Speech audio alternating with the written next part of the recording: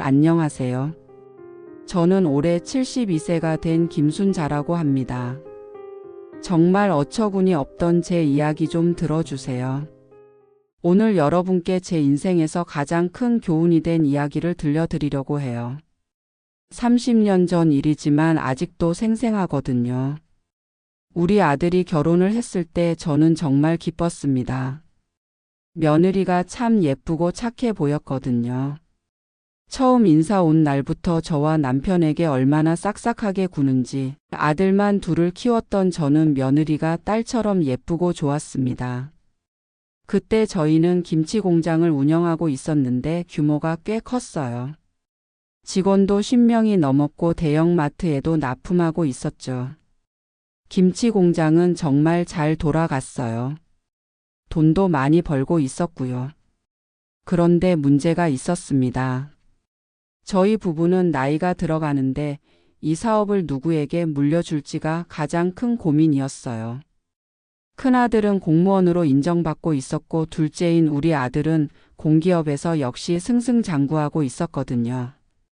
결정적으로 두 아들 모두 김치 사업에는 전혀 관심이 없었어요.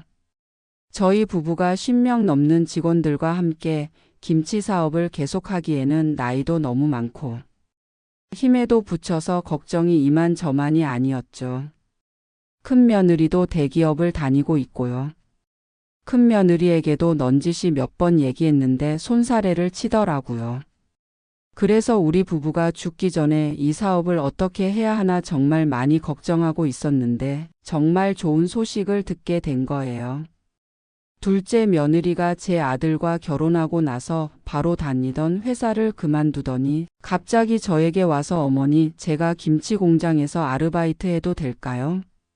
라고 하는 거예요. 그래서 저와 남편은 흔쾌히 며느리에게 도와달라고 했죠. 우리 예쁜 둘째 며느리가 공장 일까지 도와준다고 하니 그때는 얼마나 기뻤는지 몰라요. 처음에는 정말 감동했어요. 며느리가 이렇게 적극적으로 나서다니. 그래서 저희는 며느리가 아르바이트 파트타임이 아니라 정식 직원으로 일할 수 있도록 했죠. 김치 공장에서 일한 경험이 없지만 처음부터 가르친다는 생각으로 정말 기쁘게 승낙했었어요.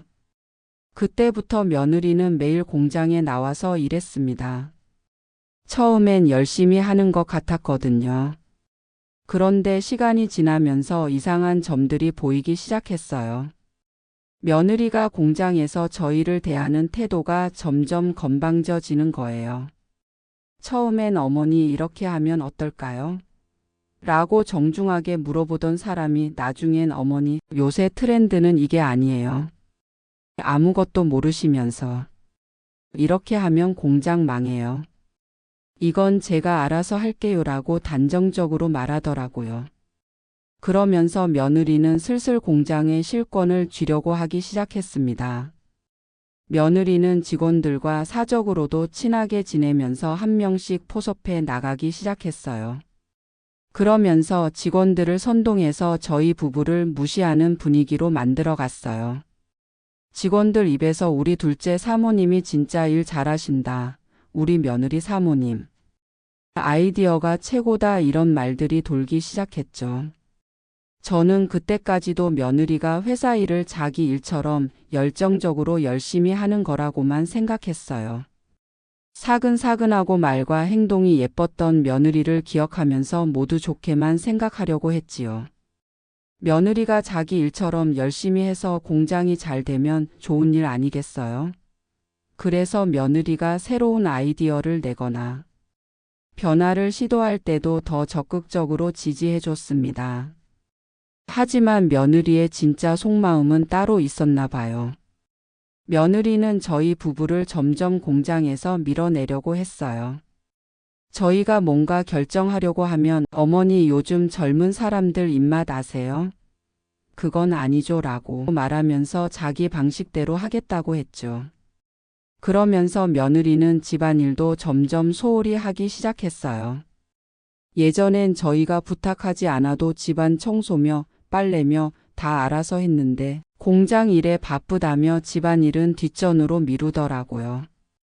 주말에는 피곤하다고 잠만 자서 결국은 아들과 제가 집안일을 다 떠맡게 됐죠. 더 황당한 건 며느리가 저희 부부를 공장에서 심부름꾼 취급하기 시작한 거예요. 어머니 이것 좀 정리해 주세요. 아버님 저기 좀 치워주세요. 이런 식으로 지시를 하는 거예요. 자기가 며느리라는 걸 까먹은 것 같았어요. 저는 그래도 참았습니다. 며느리가 공장을 열심히 하니까 조금 건방져도 이해해 주자는 생각이었거든요. 그런데 며느리의 태도는 갈수록 심해졌어요. 한 번은 제가 직원들과 김치를 담그고 있는데 어머니 아무리 그래도 그렇지. 머리랑 옷 좀 신경 쓰세요. 무슨 거지도 아니고. 그러면서 직원들과 키득거리면서 웃는 거예요. 너무 당황스럽고 얼굴이 화끈거려서 얼른 그 자리를 벗어났어요. 그때 아무 말도 못하고 일어선 게 지금까지도 화가 납니다. 그리고 며느리는 저희 부부 몰래 공장 직원들과 회식을 하면서 저희 욕을 했다고 하더라고요. 나중에 한 직원이 저에게 귀띔해 준 건데 시어머니는 꼰대다, 시아버지는 고집만 세다, 노인네들이 냄새난다 이런 말을 했다는 거예요. 그때부터 저는 며느리가 어떤 사람인지 알기 시작했어요. 겉으로는 싹싹하고 착한 며느리인 척하면서 뒤에서는 시부모를 무시하고 깔보는 사람이었던 거죠. 더 기가 막힌 건 며느리가 저희 부부의 돈을 마음대로 쓰기 시작한 거예요. 공장 운영비라는 명목으로 통장에서 돈을 빼서 자기 개인적인 용도로 쓰더라고요. 나중에 알고 보니 며느리가 자기 급여가 아니라 회사 통장에서 거액을 인출해서 친정에 보내고 법인카드로 백화점에 가서 자기 옷도 많이 사고 심지어 법인카드로 자기 친구들과 여행도 다녔더라고요. 그런데 아들은 며느리 편만 들었어요. 제가 며느리 문제를 얘기하면 엄마 아내도 열심히 하는데 너무 간섭하지 마세요. 그렇게라도 스트레스 풀게 해야죠. 그만하세요 라면서 화를 벌컥 내더더라고요. 아들마저 며느리 편이 되니까 저는 정말 서러웠어요. 며느리는 점점 더 대담해졌어요. 저희 부부가 공장에 가면 어머니, 오늘은 집에서 쉬세요라고 하면서 아예 오지 말라는 식으로 말하더라고요. 자기들끼리 다 알아서 하겠다는 거죠. 저희를 생각해 주는 것처럼 말은 했는데 어쩐지 찜찜했어요. 그러면서 며느리는 저희 부부를 집에서도 무시하기 시작했어요. 저녁 식사 시간에도 공장 일 얘기만 하면서 저희 말은 듣지도 않았죠. 마치 자기가 이 집의 주인이라도 되는 것처럼 행동했어요. 저는 그때 정말 후회했어요. 며느리에게 잘해주더라도 잘못한 건 그때그때 알려줬어야 했는데 내가 너무 참았나 싶었거든요. 그런데 이미 며느리는 공장에서 실권을 쥐고 있었고 저희 부부는 점점 설 자리가 없어지고 있었어요. 며느리의 가장 큰 문제는 거짓말을 밥 먹듯이 한다는 거였어요. 저희 부부 앞에서는 어머니 아버님 덕분에 제가 이렇게 일할 수 있어요. 정말 감사해요 라고 하면서 뒤에서는 일은 내가 다 하는데 시부모가 자기들 배만 불리려고 한다. 모든 공을 가로채려고 한다고 말하더라고요. 그렇게 시간이 흘렀어요. 며느리는 완전히 공장의 주인 행세를 하고 있었고 저희 부부는 어느 순간부터는 그냥 구경꾼이 되어 있었죠. 매출도 늘고 사업도 확장되었지만 그 모든 공로를 며느리가 혼자 가져갔어요. 하지만 저는 알고 있었어요. 며느리가 혼자 한 게 아니라는 걸 말이에요. 저희 부부가 30년간 쌓아온 노하우와 인맥 그리고 신뢰가 있었기 때문에 가능한 일이었다는 걸 말이죠. 그런데 며느리는 그런 걸 전혀 인정하지 않았어요. 마치 자기가 처음부터 끝까지 혼자 다 한 것처럼 행동했죠. 그래서 저는 속으로 계획을 세우기 시작했어요. 언젠가는 며느리의 진짜 모습을 드러내고 싶었거든요. 시간이 더 흘러서 며느리의 행동은 정말 도를 넘었어요. 저희 부부를 아예 공장에서 쫓아내려고 하더라고요. 어머니 아버님은 이제 나이도 드시고 하니까 집에서 편히 쉬세요라고 하면서 말이에요. 그런데 가장 충격적인 건 며느리가 저희 부부 욕을 직원들 앞에서 하기 시작한 거예요. 시어머니는 옛날 생각만 하신다. 시아버지는 고집만 세시다. 어차피 공장 운영하는데 도움도 안 된다. 오히려 걸림돌만 된다. 그렇게 눈치를 줬으면 나가야지. 노인네들이 눈치도 없다. 이런 말을 공공연하게 하더라고요. 저는 그때 정말 화가 났어요. 아무리 며느리라고 해도 나이든 시부모를 그렇게 모욕할 수 있나 싶었거든요. 하지만 참았어요. 아직은 때가 아니라고 생각했거든요. 며느리는 점점 더 뻔뻔해졌어요. 저희 부부가 공장 일에 대해 뭔가 말하려고 하면 어머니, 아버님이 뭘 아신다고 그러세요. 그냥 가만히 계세요라고 하면서 아예 무시하더라고요. 자기가 전문가라도 되는 것처럼 말이에요. 그러면서 며느리는 저희 부부의 돈을 더 노골적으로 빼내기 시작했어요. 공장 확장이다, 새로운 장비 구입이다 하면서 수억 원을 요구하더라고요. 그런데 알고 보니 실제로는 그 돈의 절반도 공장에 쓰이지 않았어요. 저는 며느리가 그 돈을 어디에 쓰는지 몰래 조사해 봤어요. 그랬더니 며느리가 자기 명의로 주식 투자를 하고 있더라고요. 심지어 자기 친정 동생 사업 자금도 대주고 있었어요. 저희 돈으로 말이에요. 더 황당한 건 며느리가 자기 친구들에게 자랑질을 하고 다니더라고요. 내가 시어머니 공장을 이렇게 키웠다. 시부모님은 이제 내 말만 듣는다. 어차피 그 공장은 내 거다. 이런 식으로 말이에요. 나중에 한 지인이 저에게 전해준 이야기였어요. 그때부터 저는 조용히 며느리에 대한 정보를 더 자세히 수집하기 시작했어요. 며느리가 어떤 사람인지, 뒤에서 뭘 하고 있는지 정확히 알고 싶었거든요. 조사해보니 며느리는 정말 치밀한 사람이더라고요. 저희 부부를 공장에서 밀어내면서 자기가 모든 권한을 가지려고 계획적으로 행동했던 거예요. 심지어 변호사랑 상담까지 받아가면서 말이에요. 며느리는 공장 명의를 자기 이름으로 바꾸려고 했어요. 저희 부부가 나이가 들었으니까 사업을 물려받는 게 자연스럽다는 식으로 말하면서요. 그런데 그때는 저희가 아직 정신이 멀쩡했거든요. 더 기가 막힌 건 며느리가 저희 부부의 건강을 일부러 해치려고 했다는 거예요. 스트레스를 주고 화를 나게 만들어서 빨리 늙게 만들려고 했더라고요. 그래야 자기가 더 쉽게 재산을 가져갈 수 있으니까요. 며느리는 저희 부부를 점점 고립시키려고 했어요. 친척들이나 지인들에게 시부모님이 치매기가 있으신다. 요즘 많이 헷갈리신다. 이런 말을 퍼뜨리더라고요. 저희를 무능한 노인으로 만들려고 했던 거죠. 아들마저 며느리 편이 되어서 저에게 엄마, 이제 나이도 드셨으니까 며느리한테 맡기세요라고 하더라고요. 자기 부모를 그렇게 쉽게 포기하는 아들을 보니 정말 서러웠어요. 며느리는 심지어 저희 부부의 사회적 관계까지 끊으려고 했어요. 저희가 만나던 사업 파트너들에게 어머니, 아버님은 이제 연로하셔서 정신이 오락가락하세요.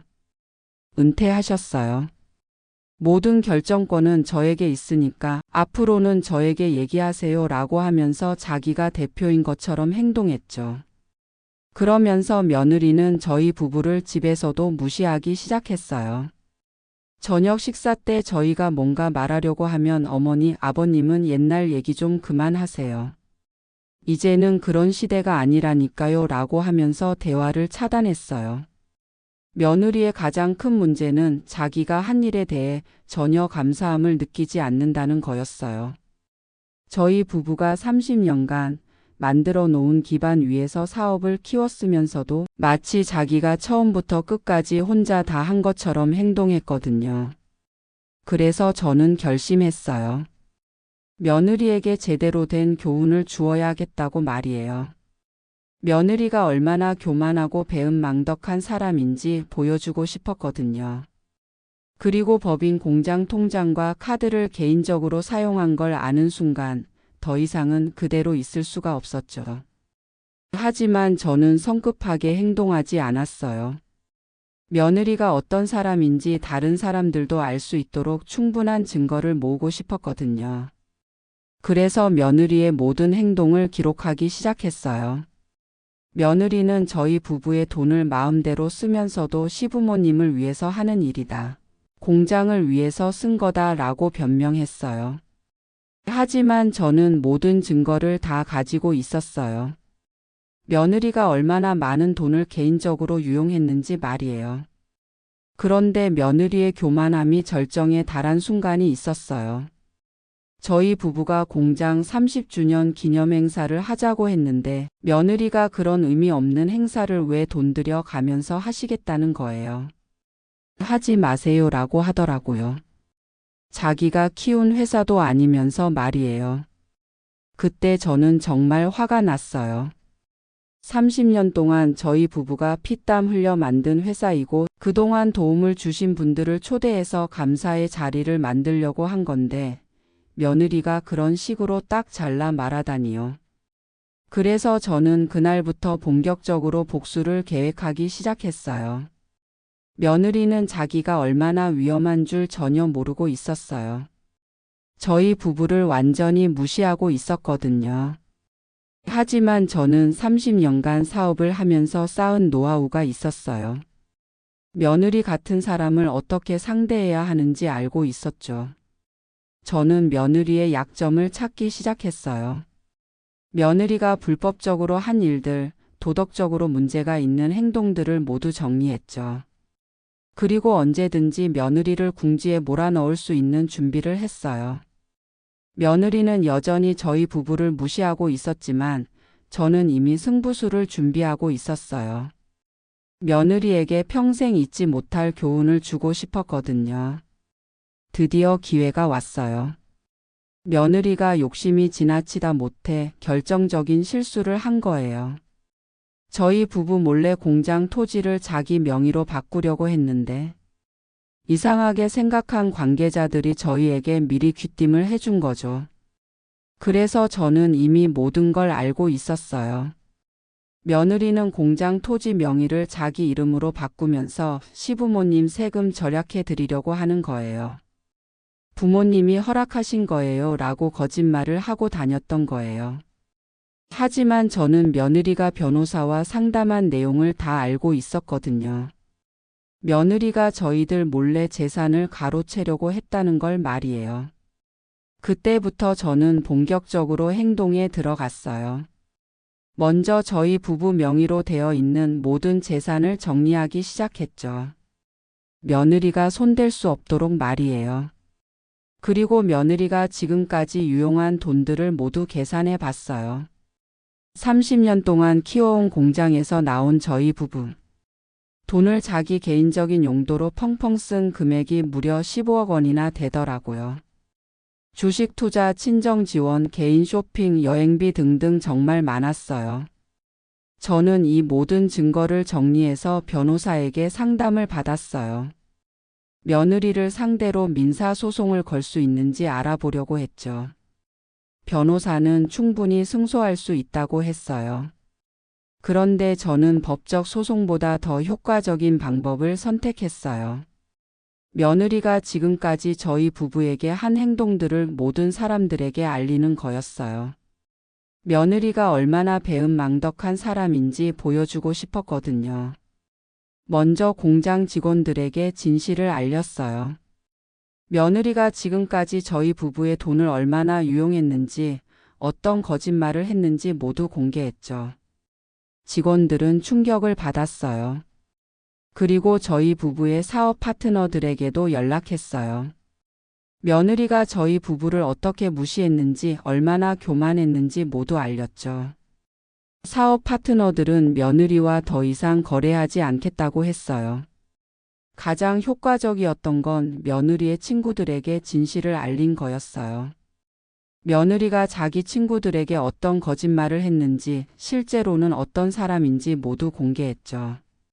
며느리는 친구들 사이에서도 완전히 고립되었어요. 그리고 저는 며느리에게 최후 통첩을 했어요. 지금까지 유용한 돈 15억 원을 모두 갖고 공장에서 나가라고 말이에요. 아니면 법적 소송을 걸겠다고 했죠. 며느리는 처음에는 버텨보려고 했어요. 그런 거 없어요. 어머니가 무슨 증거가 있다고 그러세요? 라고 하면서 말이에요. 하지만 저는 수년간 모은 모든 증거를 보여줬어요. 며느리는 할 말이 없어졌죠. 그런데 며느리가 제일 당황한 건 제 아들마저 저희 편이 된 거였어요.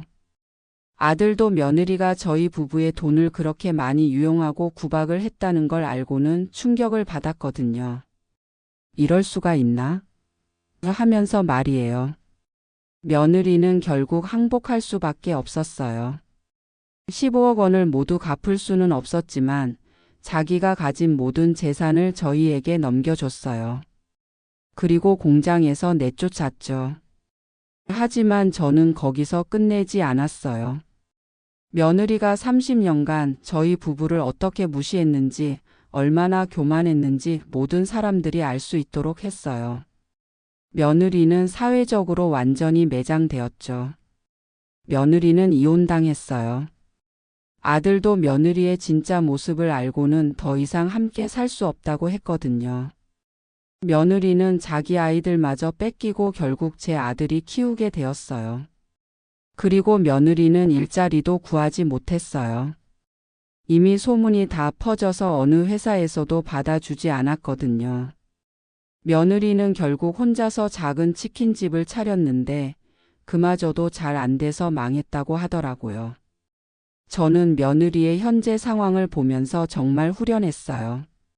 30년간 저희 부부를 무시하고 교만했던 며느리가 이렇게 몰락하는 걸 보니 인과응보라는 말이 맞다는 생각이 들었거든요. 며느리는 지금 임대 아파트에서 혼자 살고 있어요. 그동안 자기가 모은 돈도 모두 저희에게 배상금으로 내줬고 더 이상 여유로운 생활을 할 수 없게 되었죠. 정말 거지가 된 거예요. 가끔 며느리가 저희에게 전화해서는 용서를 빌어요.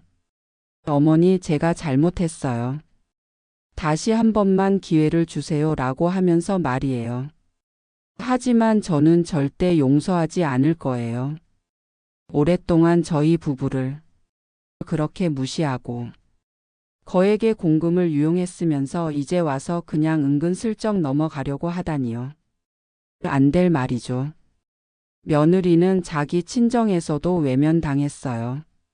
며느리가 저희 부부의 돈을 유용해서 친정에 도움을 줬다는 게 알려지면서 친정 식구들도 며느리를 정말 많이 놀라고 이렇게까지 되게 한 며느리를 원망하게 된 거죠.